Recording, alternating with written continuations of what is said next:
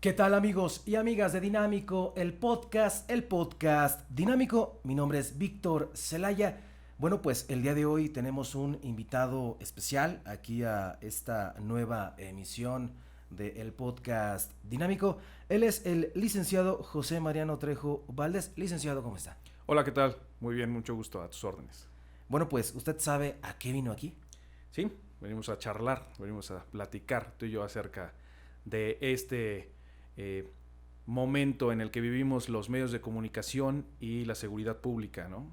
Es correcto, digo, finalmente hay un tema que nos involucra a ambos, que es efectivamente, ¿no? La función policial y los medios de comunicación. Muchas veces, bueno, pues la gente se pregunta tantas cosas en esa circunstancia de, oye, ¿por qué esto? ¿Por qué lo otro? ¿Por qué hacen aquello? ¿Por qué? Y realmente para todo hay un porqué, ¿no? Es correcto, sí. Básicamente, pues tenemos parámetros señalados por la misma legislación. No es algo improvisado, es algo que la misma ley nos va marcando y nos va diciendo las pautas, hacia dónde podemos y hacia dónde no podemos ir. Todos los temas están reglamentados debidamente. Bueno, pues déjeme presentarlo antes. Él es licenciado en Derecho por el Centro Hidalguense de Estudios Superiores, orgullosamente CENIES, Es correcto. León. Tiene diplomados y certificaciones en el nuevo sistema de justicia penal y aparte es coordinador jurídico de la Secretaría de Seguridad Pública, Tránsito y Vialidad de la ciudad de Pachuca. ¿Es correcto? A tus órdenes, correcto. Perfecto. Bueno, pues vamos a entrar en materia un poquito. Realmente me interesa saber varios temas que nos hicieron llegar precisamente hasta esta redacción. Son los temas como más frecuentes, ¿no? Nosotros manejamos la policíaca, manejamos nota roja de alto y bajo impacto y precisamente hay circunstancias en donde la gente nos dice, oye, a ver, ¿por qué le cubres el rostro al ladrón si es un ladrón? Muchas ocasiones, en muchas circunstancias, no solamente aquí en Pachuca, en varios municipios que tenemos precisamente la cobertura, es, no sé, llega a pasar algún evento, la policía municipal como primer respondiente o ya sea la policía del estado llega, asegura y pues prácticamente nosotros tenemos que informar lo que está pasando. Entonces en ese momento pues ya sea que se le ponga una marca de blur en Photoshop en todo el rostro o simplemente la cinta en los ojos legalmente, coordinador, ¿por qué se le tapa? Digo, aquí se le puede explicar a nuestros amigos y amigas de el podcast Dinámico, ¿por qué se le pone cinta en los ojos a un presunto delincuente, a un presunto inocente? Porque también se puede manejar de distintas maneras. Es correcto. Bueno, pues básicamente lo estás comentando. El sistema de justicia penal opera con la presunción de inocencia. Esta presunción de inocencia está consagrada en el Código Nacional de Procedimientos Penales. Dentro de los principios que marca el Código Nacional, pues está este principio, el principio de la presunción de inocencia. Y nos señala que toda persona será inocente o se presumirá inocente hasta en tanto no se le declare culpable en una sentencia. Por lo tanto, no podemos condenarlo. Y lo platicábamos en la charla que tuvimos. Esto se desarrolla o se puede desarrollar en un tribunal mediático, ¿no? Entonces, si nosotros juzgamos a una persona o prejuzgamos a una persona en un tribunal mediático, esto quiere decir a través de redes sociales, nosotros estaríamos violentando su derecho a la presunción de inocencia, algo básico. Por eso es que nosotros tenemos que hacer efectivamente el tapado de la nariz a la frente para cubrir los rasgos. Son lo que nos marcaría posiblemente la presunción de inocencia, pero no solamente en este caso del imputado, también tendría que hacerse con las víctimas y tendría que hacerse con los elementos, los oficiales que están a cargo de la detención o que están realizando en ese momento la detención. Estaríamos incurriendo también en una responsabilidad en cuanto a la protección de los datos. Estamos hablando de datos personales de terceras personas. Posiblemente alguien lo va a reconocer en redes sociales y entonces estaríamos generando este tribunal mediático. Dos palabras básicas que les comentaba yo en el curso del manejo, que son tribunal mediático y presunción de inocencia. Con estas dos palabras básicas vamos a estar desarrollando toda esta situación y lo vamos a estar viendo alrededor de esta charla que vamos a tener. Antes no era así, antes incluso se exhibía al ladrón, o sea, no había nada de presunción de inocencia, se exhibía ante los medios de comunicación y esto prácticamente generaba en la gente pues cierto morbo, cierto amarillismo, cierta empatía incluso, ¿no? Con ellos, algunos otros los defendían. Esto ya no se da, precisamente, ya no es permitido. No, de hecho esto viene con la reforma al nuevo sistema de justicia penal, en donde nuestro sistema deja de ser inquisidor, es decir, deja de ser un sistema persecutorio en el que precisamente nosotros no presumíamos en aquel entonces la culpabilidad de la persona. Ahora nosotros estamos presumiendo la inocencia de la persona. Estamos priorizando este derecho a que él se pueda defender ante un tribunal. Esto está consagrado en el artículo 14 y 16 de nuestra Constitución, pero sí viene a colación al nuevo sistema de justicia penal. Es por ello el cambio actual. Por ello es que a partir del nuevo sistema de justicia penal venimos con este procedimiento de cubrirle el rostro a los delincuentes. Ayudó, o sea, digo, benefició o le hizo mal a las leyes esta nueva disposición, coordinador. Pues bueno, mira, recordemos que tenemos gran cantidad de personas en los ceferezos o la denominación de los centros de readaptación social, pues que presumiblemente son culpables de un delito, pero no han sido sentenciados. Entonces, en ese tenor es donde hay un beneficio. Para la ciudadanía en general, esto pudiera ser un retroceso, porque es bien sabido que la ciudadanía se queja de que ahora derechos humanos pues protege más al delincuente, ¿no? La realidad no es esta, es una realidad de que la justicia pues tiene dos caras. La justicia vista desde el lado del imputado y la justicia vista desde el lado del afectado. Entonces, en ese tenor de la justicia, lo que es justo para ti puede ser no justo para mí. En ese tenor de esa justicia se está haciendo la presunción de inocencia. Posiblemente pudiéramos decir, bueno, uno de nosotros dos va a ser imputado por alguna comisión de un delito y esa presunción de inocencia es la que nos va a ayudar pues a obtener una buena defensa, a que no mediáticamente nos hagan un juicio, este tribunal mediático. Entonces yo creo que es un acierto esta parte, más sin en cambio yo también considero que tenemos que publicar hasta en tanto tengamos una sentencia, ¿no? Dar a conocer es importante, ¿no? Y ese es un derecho que la ciudadanía tiene, los gobernables tienen y que ustedes como medios de comunicación también tienen. La información es poder. Entonces, si ustedes dan esta información, pues bueno, sí tratar de cuidar estas partes precisamente para que una puesta a disposición no tenga la peculiaridad de que pueda, si me permites la expresión, como coloquialmente se dice, se pueda caer. Tenemos que guardar estos parámetros porque si no estaremos vulnerando los derechos humanos de una persona que hasta este momento no ha sido sentenciada. Entonces tendríamos que tener mucho cuidado en ese principio de presunción de inocencia. Hay una pregunta también que se hacen mucho los cibernautas, es que ¿por qué en algunas circunstancias tapas con la cinta en los ojos y en la nariz y en otras tantas se cubre todo el rostro como tal? Bueno, esto va dependiendo del tipo de delito del que estemos hablando. Si es un delito del fuero común, es un delito menor, fue un robo calificado, esos delitos pues son menores, entonces no tenemos tanto impacto social. En los delitos de mayor impacto social, eso quiere decir un delito de un personaje muy famoso de delincuencia organizada, pues ahí sí tenemos que tapar el rostro por completo.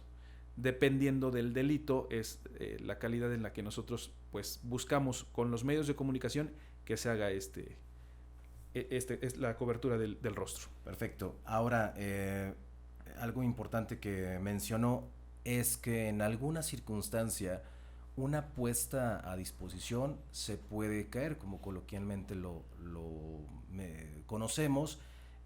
¿A qué se debe? Esto es yo creo que multifactorial, ¿no?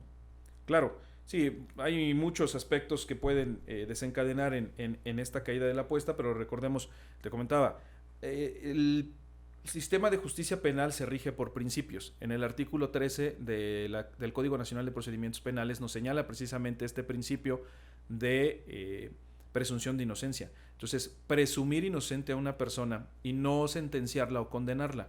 Ese es el tema por el cual se puede caer la apuesta. Nosotros estaremos violentando este principio básico del nuevo sistema de justicia penal y con eso, como coloquialmente la expresión la dicen los ministerios públicos, sería fruto del árbol envenenado, ¿no? Entonces, el tema sería que al violentarle la presunción de inocencia, estaremos violentando el debido proceso. Y recordemos que para llevar a cabo un procedimiento es indispensable, es un requisito sine qua non, pues el debido proceso. Pongamos un ejemplo, en una circunstancia de algún delito, ocurre el hecho, ustedes hacen todo el proceso de investigación, pues como tal el levantamiento de indicios, todo este tema, si hay arma de fuego, si hay detonaciones, si hay casquillos percutidos, hay una persona asegurada. Se filtra la información o alguien va pasando en la calle y le toma la foto a la persona, ustedes llegan, ingresan al área de retención primaria, supongo que ese es el protocolo, posteriormente lo ponen ya sea que haya denuncia o no, lo ponen a disposición del Ministerio Público y es ahí cuando, no sé, ya está la imagen en redes sociales de la persona sin la protección precisamente en su rostro, ¿es ahí cuando se puede caer la apuesta? Bueno, no en ese momento precisamente, sino en el transcurso del procedimiento penal, porque obviamente el abogado pues va a ejercer el derecho a la defensa y en ese derecho a la defensa él va a otorgar todos los datos de prueba que él considere necesarios. Dentro de esos datos de prueba, muy probablemente va a aducir que a su cliente no le respetaron el principio de presunción de inocencia y lo condenaron en un tribunal mediático. Eso va a hacer que la labor del Ministerio Público se dificulte. Eso, aunado a muchos otros elementos, no sería como que el elemento base, pero sí es parte de los elementos que pueden hacer que la puesta a disposición se caiga. Estaríamos hablando de una violación al debido proceso. Ese es el tema. Podría ser que sí salga libre, o sea, ¿han tenido casos, algún ejemplo que me pueda mencionar? Sí, bueno, no de nosotros, pero recordarán, digo, tu audiencia y tú recordarás el famoso caso de Florán Cassés, que no se vio o se violó el debido proceso. Entonces, en esta violación al debido proceso, pues ella obtuvo su libertad y goza de esa libertad en su país de origen, ¿no? Entonces, ese es el tema donde podemos nosotros incurrir en algunos conflictos. Si tú te das cuenta, de ahí ese fue el parteaguas. A partir del caso Florán Cassés, venimos tapando los rostros de todos los imputados o posibles, en este caso son posibles infractores, si estamos hablando de temas con nosotros, ¿no? Si en algún momento también, digo, no un medio de comunicación, una persona que simplemente tomó la foto en la calle y lo publica, eso también puede ser una prueba para que se pueda caer la puesta a disposición. Tendremos que ver el aspecto de la persona, ¿no? Me refiero a la foto que tome, ¿no? Posiblemente no sea una toma que se vea completa o posiblemente la persona que tomó la foto tenga una audiencia muy reducida, no sé, tenga 500 seguidores, entonces pues bueno, no habría un impacto y posiblemente no habría una situación mayor, ¿no? En el cual a lo mejor la defensa se percatará del tema. Una foto publicada en una red social y que la vean 4 personas ya violenta el principio. O sea, el principio no te dice que tenga que ver los 50 millones de personas. El principio te dice que tú tienes el derecho a ser presumido inocente hasta que se te demuestre lo contrario en un tribunal con los elementos formales del procedimiento. Entonces, si tú no tienes este derecho, si te lo vulnera una foto, pues en ese momento, con una sola foto, estaríamos hablando de una violación a ese principio. Obviamente, el abogado tendrá que hacer el ejercicio jurídico adecuado, pues para obtener la libertad de su cliente. No en todos los casos se podrá otorgar y no bajo todos los supuestos, pero él tendrá que ver el grado de afectación y tendrá que ser valorado por el juez este grado de afectación que se puede ocasionar. Muchas veces hemos escuchado precisamente en redes sociales, incluso con el contacto que tenemos físicamente con las personas, que no es justo. A mí muchas circunstancias me han dicho, oye, licenciado, es que no es justo esto. O sea, este cuate me hizo esto, o sea, me hizo y esto y lo otro y aquello. Y yo quiero que lo reconozcan para que este cuate ya no salga, para que ya no violente a más personas. ¿Cómo lo van a reconocer sus violentados si le cubren el rostro? Entra en el mismo tema, ¿no, licenciado? Sí, bueno, en ese tenor, y es muy claro, ¿no? Cubrirle el rostro de la nariz a la frente a una persona que te violentó en tu esfera jurídica o en tus derechos, pues yo creo que es un tema muy peculiar. A tu servidor ya le ha tocado en algún punto que sufrí algún tema similar Y créeme que me bastó con verle de la nariz hacia abajo para reconocerlo, darme cuenta de la silueta. Y sí lo reconocí. Yo entiendo el enojo de la ciudadanía por estos temas. La ciudadanía de hoy en día requiere de este tribunal mediático. Todos lo vemos en redes sociales. Tú subes la foto, inmediatamente todos los comentarios de todos las personas que la están observando son inquisidores. Están ya juzgando, están sentenciando y están condenando. Hecho. Es correcto. Incluso se meten con las familias, ¿no?, de estas personas. Y llega el momento del procedimiento, llega el momento en el que el juez ya va a dictar la sentencia y la sentencia no es condenatoria. Y entonces es cuando las personas dicen, bueno, ¿por qué no condenó?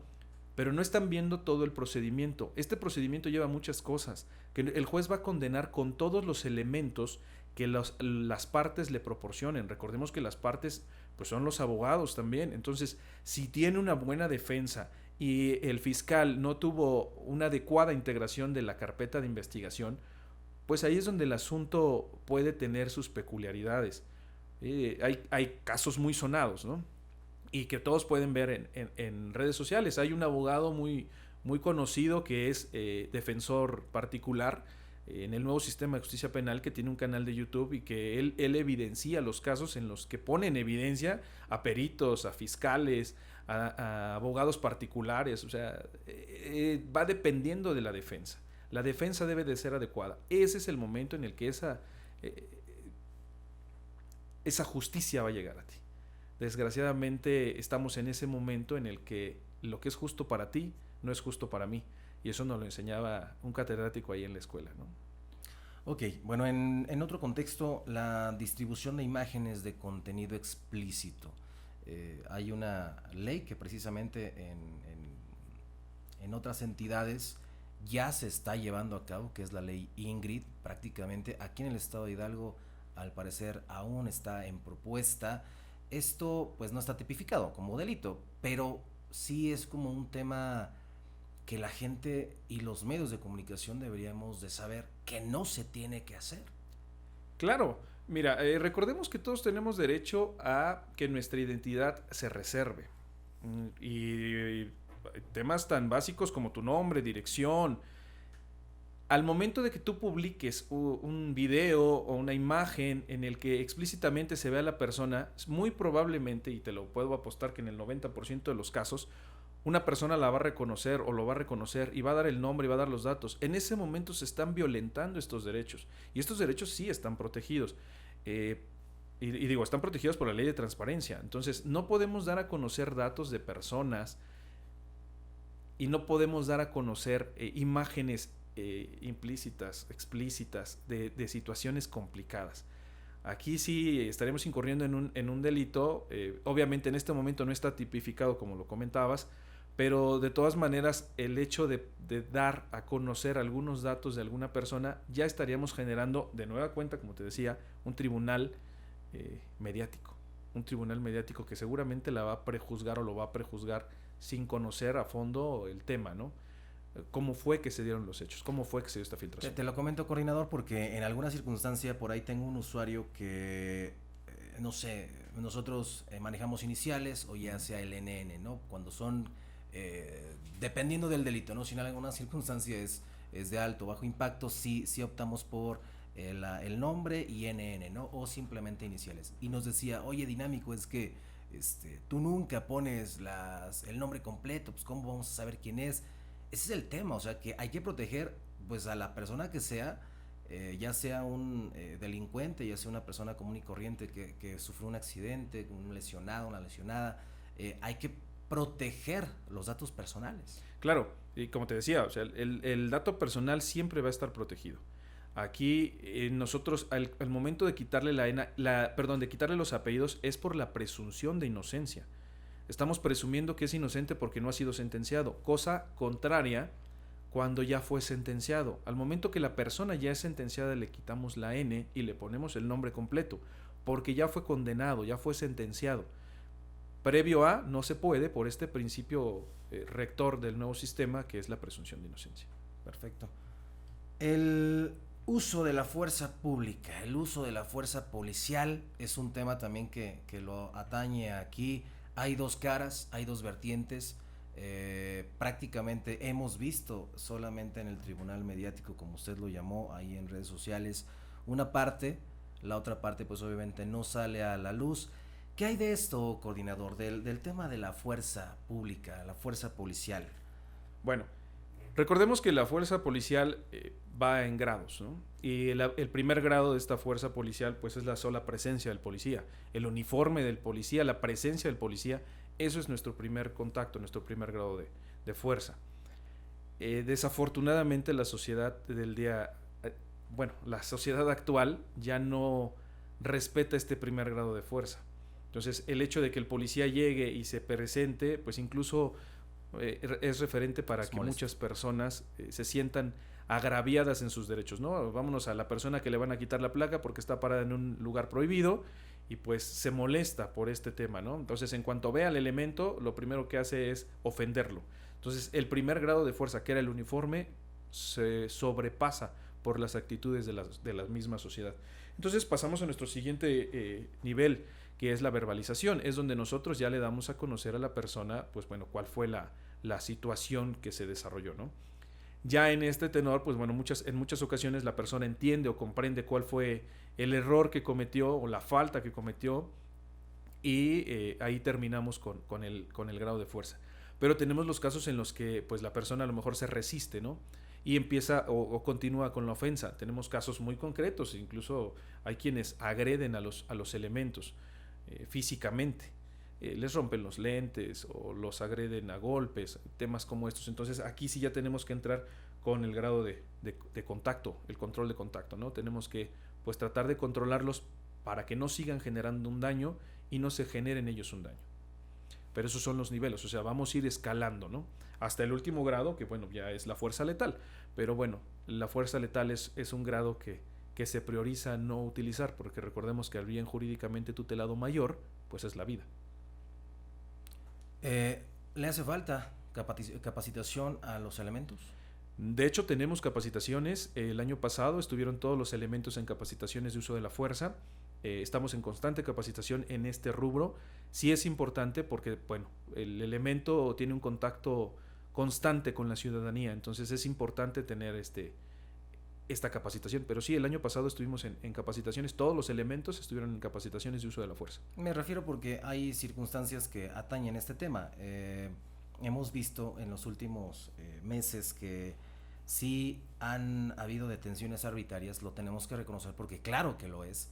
Hay otras que tantas que hay dos caras y que solamente una cara sale en esta plataforma digital, en esta red social, y es donde la gente pues juzga al elemento. Prácticamente no se da cuenta qué pasó antes, ¿no? Entonces, ya en un procedimiento así, en una detención donde hay violencia, donde hay golpes, sí en algún momento puede estar justificada tal trato hacia la gente, o sea, de que prácticamente lo sometan y le pongan la rodilla en la cabeza. ¿Eso es permitido?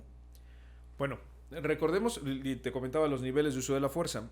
Si la persona se sigue alterando, a pesar de que ya lo tenemos en una posición de seguridad, pues bueno, no es ponerle la rodilla en la cabeza, ¿no? Es buscar el momento adecuado para ejercer sobre él la fuerza necesaria sin dañarlo y poder nosotros obviamente colocar los candados de mano para que no se siga lastimando.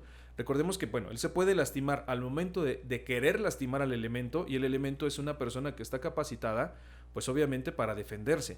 Ante una agresión física, pues obviamente el elemento tiene un grado de ventaja, porque los elementos siempre van a estar capacitados físicamente, pues para poder responder a estas situaciones. Esta respuesta de los elementos no puede ser en una agresión, es decir, lo hemos visto en otros estados.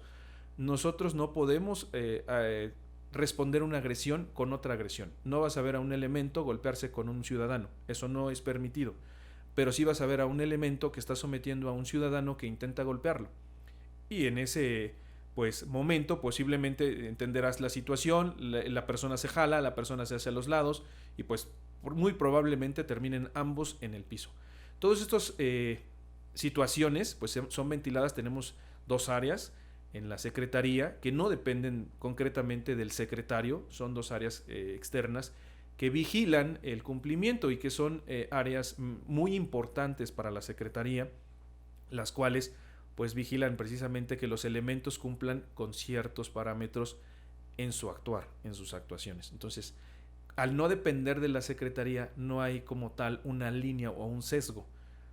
Son entes externos y estamos hablando de que este órgano pues está compuesto por diferentes entes. Incluso tenemos a la Comisión de Derechos Humanos.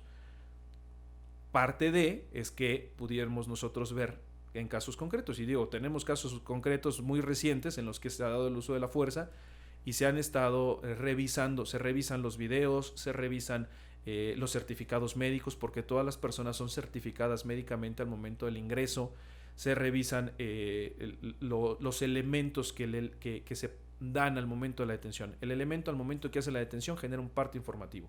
Este parte informativo va detallado. Se debe de generar un reporte al centro de comando, al C2. Entonces C2 nos da bitácoras. Todo está documentado. Con todos esos elementos se sienta a estudiar la Comisión de Honor y Justicia, que es el órgano colegiado que te comentaba, y este órgano delibera en cuanto a...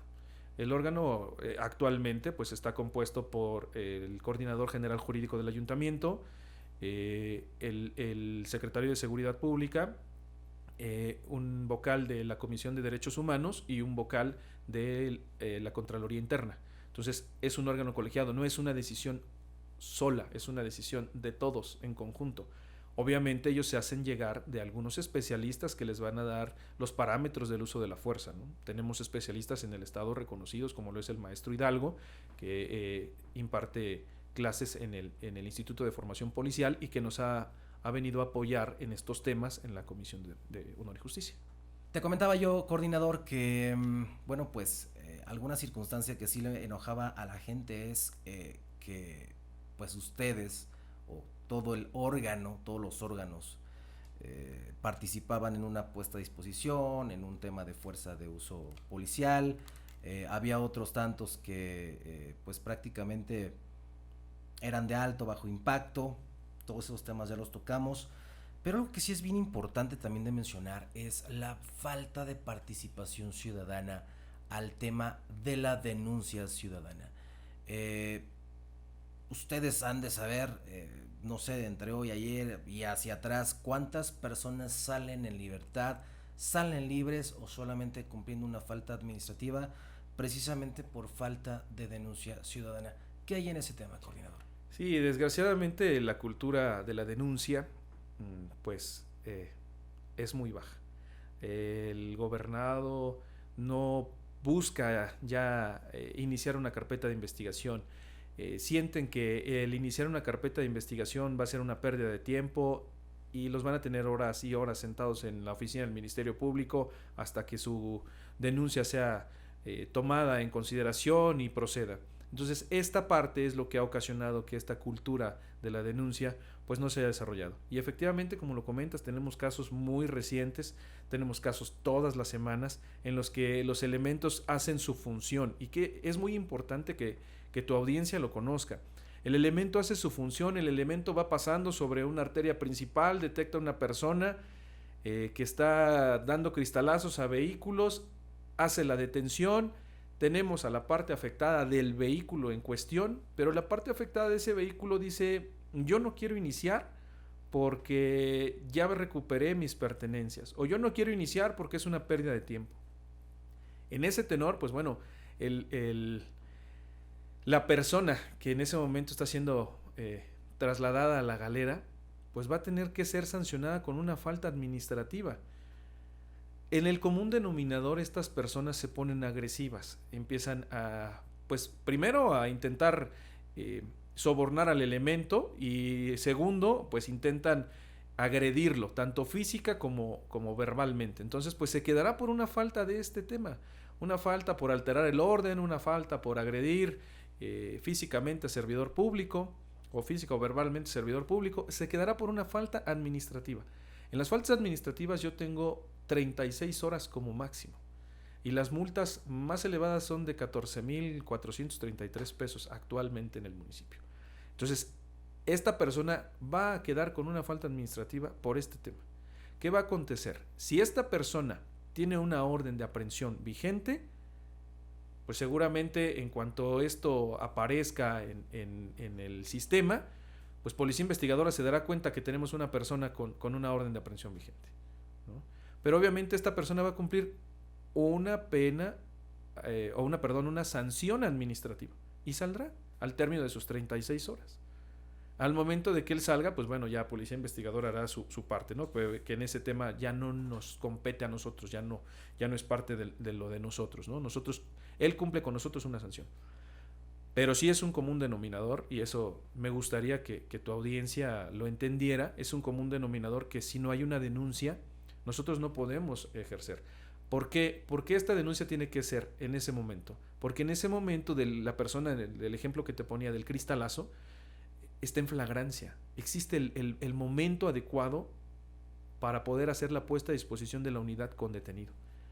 La unidad con detenido solamente me va a recibir a mí esa puesta a disposición en el supuesto de que vaya la parte afectada. Pero el común denominador, te repito, es que la parte afectada dice no es mi deseo. Todo esto se registra, ellos llenan un acta de entrevista donde al final colocan no es mi deseo iniciar. Y muchos casos nos ponen que más adelante lo iniciarán.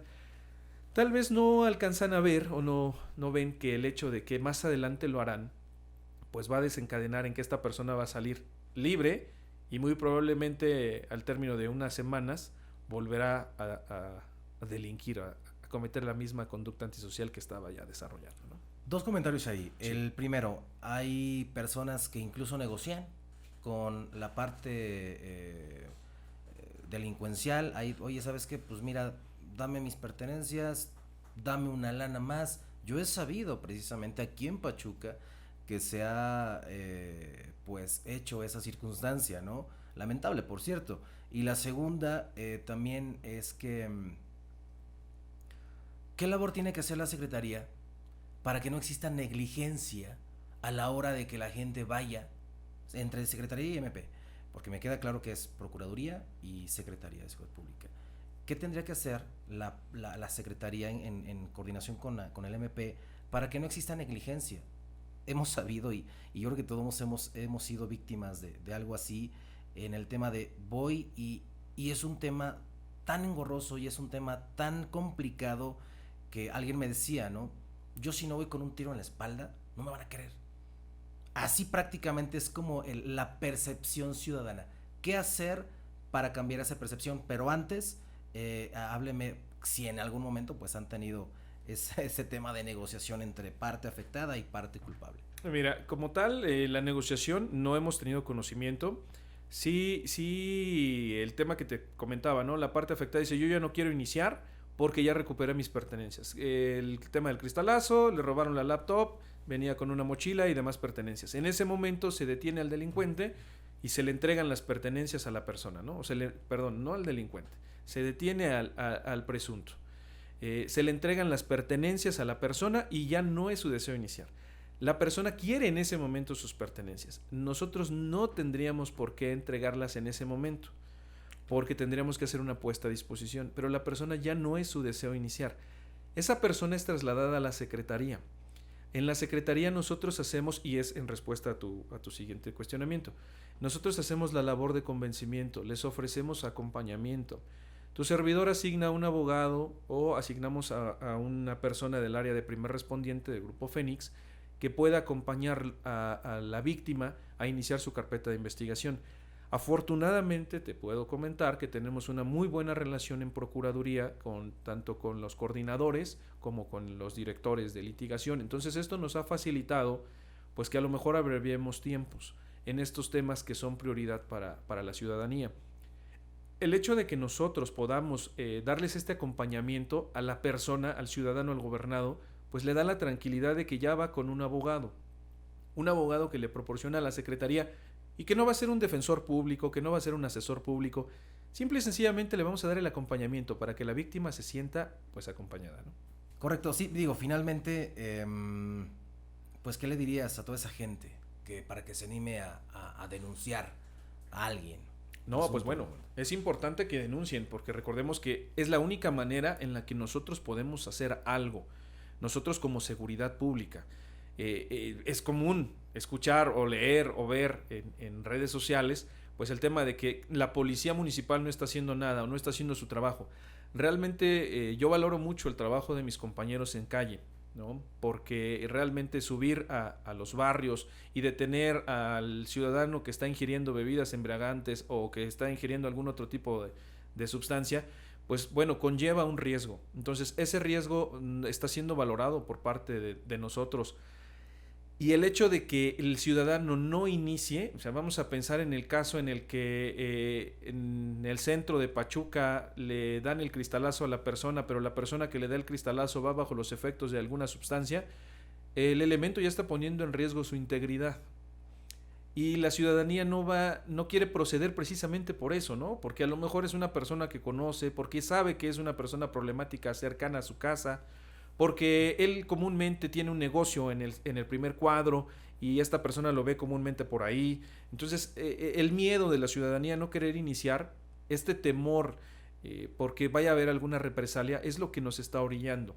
Nos está orillando a que tengamos una poca o nula cultura de la denuncia. Entonces, es invitarlos a que denuncien, nosotros comprometernos con tu audiencia a que si así lo requieren, pues nosotros les proporcionaremos un abogado que los acompañe. Ojo, que los acompañe al inicio de su carpeta de investigación por las dudas que tengan. No les vamos a poner un abogado que les lleve el juicio, eso es otro tema completamente diferente. Pero sí acompañarlos para que este proceso pues sea lo más rápido posible. Tal vez podamos nosotros incluso hablar con los directores de Procuraduría, pues para que la atención sea un poquito más ágil, ¿no? La intención del secretario, la intención del presidente es precisamente generar una mayor cultura de denuncia. Entonces, pues sí, generando esta cultura de denuncia, créeme que vamos a lograr mucho. Ya como último, para finalizar esta sesión de podcast, coordinador, el tribunal mediático prácticamente está desatado, está fuera de control.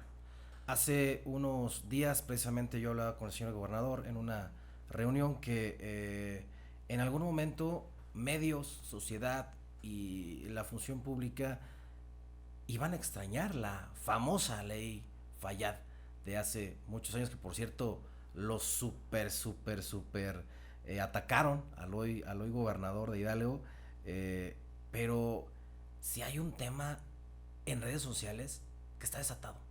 ¿No lo crees así, coordinador? Es correcto, sí, digo, basta con que abras en este momento tu Facebook, por ponerle nombre a alguna red social, y te darás cuenta de la cantidad de tribunales mediáticos que se generan. ¿No? Basta, incluso chismes, o sea, me refiero a chismes de la farándula, del espectáculo. Claro. En ese tema se genera bastante tribunal mediático, ¿no? Condenamos. Entonces sí es un tema que ya está fuera de control.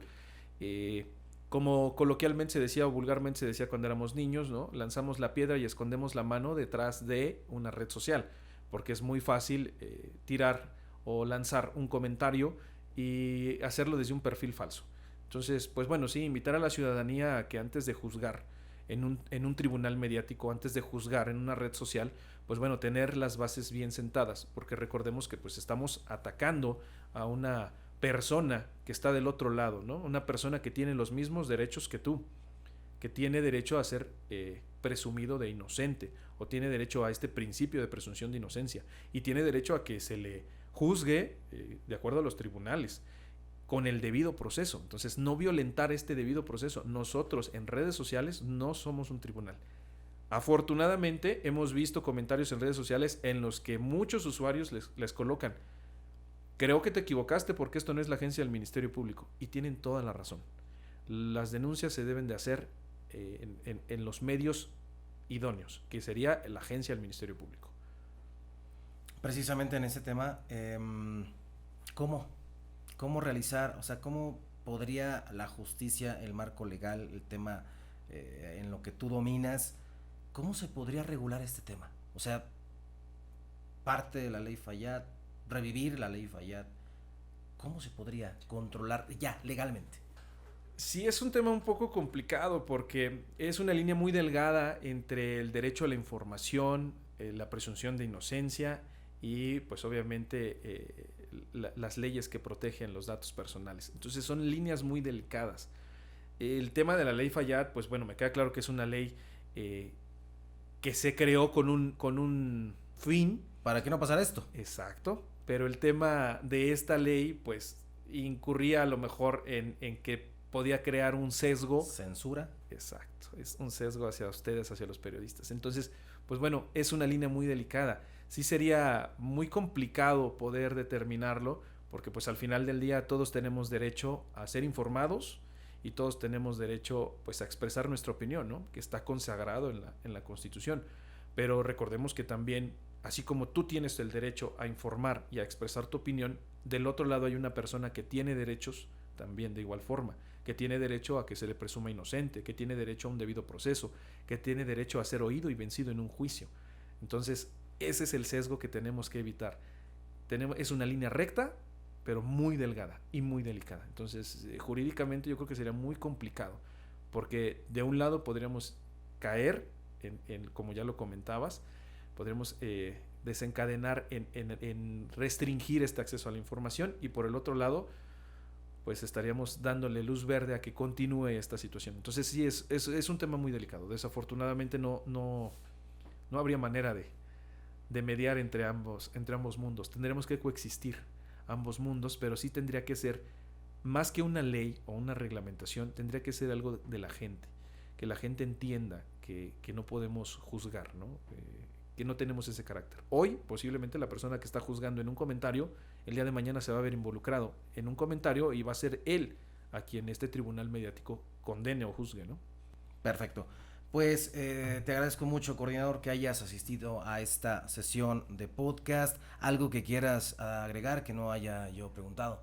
No, pues nada, solo agradecerte la invitación, y pues estamos a tus órdenes en la coordinación jurídica de la Secretaría de Seguridad Pública, para tu audiencia y para la ciudadanía en general. Nosotros nos gusta atender a toda la ciudadanía y tratar de darles las respuestas que la ciudadanía necesita. La función de nosotros como servidores públicos es esa, atender a la ciudadanía. Y créeme que yo no juego con el tiempo de nadie.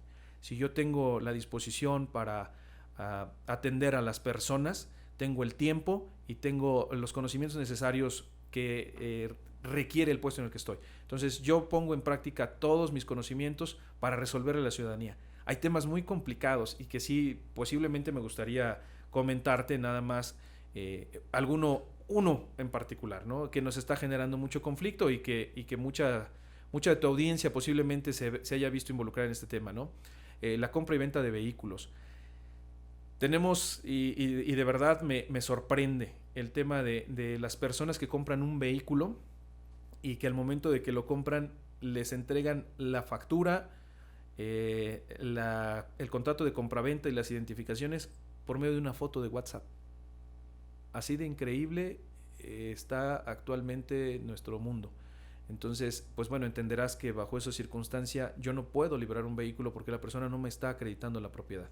Entonces sí es importante que las personas, la ciudadanía, los gobernados se den cuenta de que se tiene que generar un documento oficial que tiene que estar debidamente endosado al reverso para transmitir la propiedad. Tenemos legislación al rubro que nos indica cuáles son los elementos que se necesitan para este tema.